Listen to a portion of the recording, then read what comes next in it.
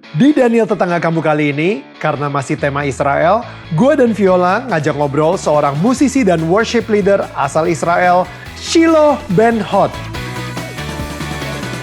Ternyata sebagai seorang Yahudi, Shilo mempunyai kisah tersendiri tentang pertemuannya dengan Yesus.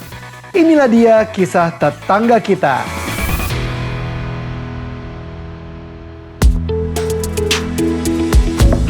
Ini gua Daniel Tetangga Kamu. Di sini gua akan ngobrol dengan tetangga gua tentang perjalanan hidup mereka dari kacamata spiritual di saat mereka mengalami situasi tidak pasti dan kekhawatiran sampai bisa kembali bangkit menjadi orang yang lebih kuat dari sebelumnya. It's gonna be very exclusive and inspiring. Oke, kalau gitu langsung aja kita akan ngobrol langsung sama Shilo dan dia udah nunggu di sini. Tuh dia lagi foto-foto di situ, langsung aja kita samperin ya. Shilo, what's up? Shalom, brother. Good to see you, man. Shalom. Oh, which side? Which side? So in Israel, which side do you? Both sides. Both sides. Okay. Oke, jadi kenalin ini namanya Shilo dan dia adalah seorang penyanyi. You sing here. You're a worship leader. Yes. Yeah. So tell me, where are we? We are now in the promenade, Okay. Armona Netziv, and we are looking at the old city of Jerusalem right there.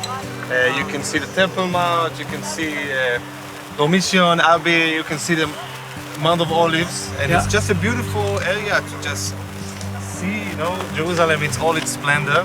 Yeah, definitely. As you can see, there are many Stunning. people here. Yeah. And Jews, Arabs, tourists, everyone is enjoying Jerusalem. I didn't know tourists is a race. Here they are. Let's go. Please show us around.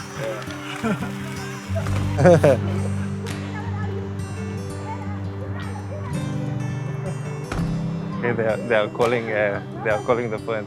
Yeah. I don't speak really Arabic, but I can understand like 20% or something. Like many Israelis, because Hebrew and Arabic are very similar. Oh yeah. Many times, if you just switch a few letters, Like bin ben. like Bin ben, like k with khe or she with se, then many times it will be the same. Same. Ah, okay. Yeah. the names, like there's bin and ben, right? Which means son Yeah. of, right? Ah. Ibn in Arabic, Ben in Hebrew. So, kalau misalnya di bahasa Arabnya, salam alaikum. But bahasa Ibrani atau Jewishnya, Hebrew-nya, Shalom Aleichem. shalom aleichem. Yeah. Basically the same. Yes. Salam, Shalom, Aleichem, Aleikum. Yeah. So Jadi, what was first? Which language came first? Do you know, like historically? What? I don't know, but I know it's the same family. It's Semitic languages, and it's many words in Arabic are actually sometimes identical in Hebrew, but sometimes they're just close. So even without learning Arabic, you can probably understand 10-20% of what they're saying if you're really listening. wow. Okay, so tell me about yourself, Shilo. Yeah. A lot of Christians actually in Indonesia, they consider Israel as the Holy Land, right? Mhm. So that's obvious. That's why, like a lot of Indonesians, even the Muslims, they think that Israel is all Christians. But I just found out that not all Jewish people are Christians. And there are really small percentage. Yeah. What you call the Messianic Messianic Jews. Jew. Itu Messianic Jew adalah orang-orang Yahudi yang percaya sama Yesus, tapi ternyata itu 1% of the whole population? Less. The estimation is about 30,000 people in Israel are Jewish people who believe in Yeshua, Oh, that's very little. and that's out of 10 million people about. So, but when Israel was established, there were maybe 20 people. So now it's 40,000. So it's better. It's getting better. It's getting better. But the first disciples of Yeshua. Yeah. First of all, Yeshua, Jesus himself, he was Jewish, Yeah. and his disciples were all Jewish, and they were living here. Yeah. So we started with 12. Yeah. So it's and then in the book of Acts, right? Thousands 3,000. of people coming to faith. It all started here, and it actually never finished. Like there are still people who are Jewish and believe in Yeshua in Israel. Yeah.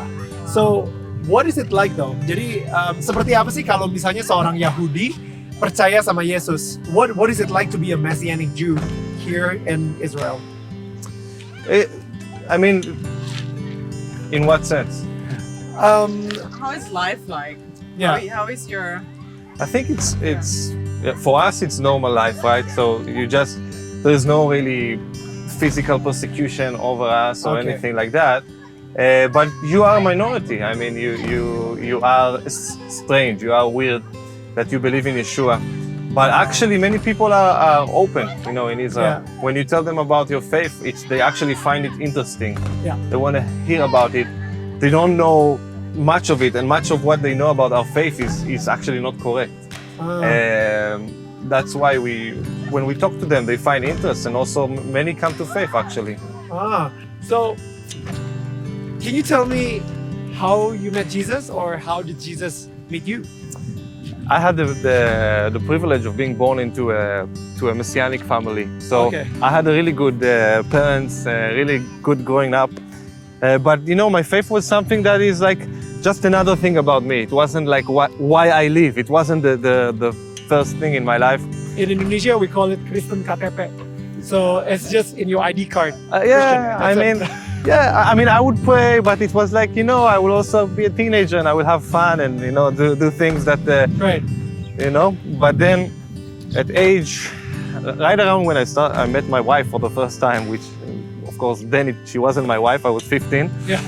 But I started going to a house of prayer, and it was during the worship times and the teaching times that God started really taking my attention, getting my attention, and really starting to be more stirred to love Him. I remember, so it was a process. It wasn't like something that, but I can point maybe about one specific message that really touched my heart and made me really decide, like, God, I want to change. Because that guy was speaking that night about, when Yeshua, Jesus, he speaks about the narrow way and the wide way, and he's saying, and in my mind I was always thinking, the narrow way are the Christians, and the wide way is the world, the secular, but actually the guy asked, who is he speaking to? Who is Jesus speaking to? In that moment, he's speaking to his followers. Like, there are no non-believers. Like, all the people there are his followers, and actually the world in that picture is not there. He's only speaking about believers, and he's speaking about believers who are walking in a path, whether it's narrow or wide, and they're thinking they're working towards the kingdom of heaven, but actually there are people who call themselves believer, and they are walking in a wide way, which means, it's totally comfortable. You don't have to compromise. You don't have to, you don't have to be strict. You don't have to give up anything or sacrifice. And God started putting it in my heart. You are walking in the wide way. In the wide. You are calling yourself believer, and I did call myself a believer, but I'm walking in the wide way. I'm not giving up anything. Faith is just another thing about my life, and there's no sacrifice in my life. Romans 12 says, like, give yourself as a living sacrifice, and there's no sacrifice for me. It's just, So I said at that moment, God, I want to walk in the narrow way, even if it means you have to sacrifice, even if it means it's not the best feeling right now. The end is what I'm looking for, like just being with Him and being in His presence. Not that in doing the way you don't experience it. You can experience heaven on earth, of course. Wow. But gladly I gave my life to Him at that moment and never looked back since then. Wow. So what are you busy with nowadays? What do you do? So we have a ministry. Before we have a ministry, we have a calling before the Lord to advance His kingdom in Israel and in the nations. And it's actually very fitting because the mountain right there is the Mount of Olives. And if you read the Bible and if you believe in Yeshua, you know that one day Yeshua, our Messiah, Jesus, is going to come physically and stand on that mountain. Wow. So we have a constant daily reminder of what is to come. So we believe Messiah has come one time already, Yeah. 2,000 years ago. Yeah. And before he came, there was a guy named John the Baptist, right? And he was here in the desert, very close to where we live right now. And he was a voice crying out in the wilderness, preparing the way for the Lord. You can read about it in Isaiah chapter 40. Before Yeshua came for the first time, there had to be a voice. And we believe that before he comes again, there needs to be a voice again. Because it's not really about a person, it's about a phenomenon. God has preserved a voice throughout history, whether it's John the Baptist, King David, Prophet Elijah, the desert fathers, 1,000 years ago. There is still a voice, and we are called to be that voice, to prepare the way for his return. So it's all about the end times, and how we do that. We do it, first of all, by worship before him. Before we are with an audience, or we are with audience of one, before God, praying, interceding, worshiping. And out of that place, out of the place of a house of prayer, God gives us vision, God gives us the tools, God gives us the strength to take it outside of the four walls of the room. So we go around Israel to Messianic congregations, also to Arab churches where they speak Arabic and they're Arab. But we believe that Arab churches, you mean Christian Arab churches? Christian churches, yes. Okay. People who, we don't have to agree on everything. I have, up until I was 15, I never had an Arab friend actually. Even though you lived here. Even in though I Israel. live here, and you see they live very close to you and we see them. But that's just how we are raised. We are not raised to hate or something like that, but Exclusive. It's just, okay. they are them, we are we. Yeah. You should be careful, like this. Yeah. But when I met an Arab Christian for the first time, in the beginning we started talking about politics and stuff like that, and it didn't go anywhere, Yeah. But we found out that when we worship together, God, when we pray together, then all the other things, they become irrelevant, and we become friends. And I can proudly say that one of my best friends right now, he's an Arab guy, Palestinian, who grew up in Gaza Strip, who grew up in Gaza. That's your best friend. He's one of my best friends, yes. So it's really amazing. It's really amazing how the power that there is in worship, that the power that there is in the presence of God. His love covers all of it. Oh, yeah. So basically you say when you worship God together, it doesn't matter what differences you have, you kind of become one. Yeah. You can love each other. Because we are both wanting to get closer to God. Yeah. And while we are getting closer to God, we are getting closer to each other actually, as a side effect, right? Yeah. And it's beautiful. I mean, this is what we believe Messiah, Yeshua, Jesus will do. When he will come, there will be peace. Because he's the Prince of Peace, and he will bring peace between us. So we are doing it right now. We are preparing the way. We are uniting Jews and Jews, and we are uniting Jews and Arabs, and we believe it's only possible in the presence of God. What is the platform that you make in order for that to happen?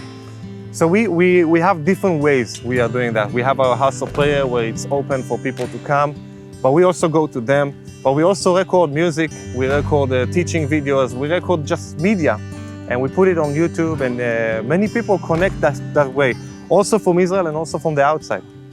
What is the name of the YouTube? So the name of our channel is Solu Israel. Solu. Solu, S-O-L-U, Israel. Okay. What does it mean? Solu? Solu is it's a biblical command word in Hebrew. So it means you, in plural, you guys, build up. But build up not in the sense of a house, but build up of a highway. Ah. So Solu means you guys build a highway. A highway. Highway to heaven. Solu. Oh, wow. Yeah. Okay, so that's the name of your ministry. That's the name of our ministry. S-O-L-U, Solu gitu ya. Mungkin kalau misalnya kalian pengen ngecek di YouTube channelnya dari Shilo sendiri, itu namanya Solu. Dan di situ mungkin kita bisa ngelihat lebih jauh lagi gitu ministrinya seperti apa. Untuk combine, Jews and Yahudi dengan orang Arab, Yahudi dengan Yahudi sendiri gitu. Karena benar-benar ketika semuanya bersatu dalam Tuhan dan menyembah Tuhan gitu, kedamaian itu bisa terjadi gitu. Amin. Gitu kan. Amin. Beautiful, beautiful. Yeah. Wow, Shilo, thank you so much for sharing that story. That's really beautiful. Yeah. And thank you so much for taking us to this park. Yeah, it's beautiful. What do you call this park again? So this is the Armon Hanatziv Promenade. Mon Hanatsi. Yeah. Yeah. Okay, she can say. So Armon basically is a palace, and Natziv is like a position, government position. So the guy who used to be ruling over here, he had a palace right where you see the trees there. Yeah. Right now it's a UN base, where the UN headquarters of Jerusalem are. Oh wow. Okay. Yeah. So this is the promenade. So beautiful. Yeah, thank you so much. Yeah. Thank you guys. It was so nice to meet you. Yeah. We got so much insight in what Israel is like, what Jerusalem is Yeah. like. And thank you for sharing that. You are more than welcome. And we're gonna pray for your ministry. Thank you. When we're back in Jakarta. Wow. Yeah. But for sure, kita juga pengen bilang kepada semua teman-teman di sini, kalau misalnya kalian pengen penasaran gitu ya tentang ministerinya Shilo, langsung aja cek sekali lagi ke Solu, SOLU. But that's it, right? The people will find it straight away or People can find it on YouTube, Solu Israel. Israel. Solu Israel. Or our website is soluisrael.org, Okay. and you can Yeah. find more information. Exactly. Ya, dan Right. kalau misalnya hati kalian terpanggil, go check it out. Dan again, Shilo, I just want to say thank you again. Thank you, brother. Thank you, brother. So good. Thank you. Thank you. Thank you. Thank you, Shilo. That's a good time. Yeah. You're an Arab, Yes. but then you have Simon as a name. And when I was 16, my cousin invited me to the United States, to California. And when I arrived, he told me, get ready, we're going for a 1-week trip to Yosemite Park, to the national park in Yosemite. But at that moment, I knew that something special has started in my life, a relationship with Jesus Christ.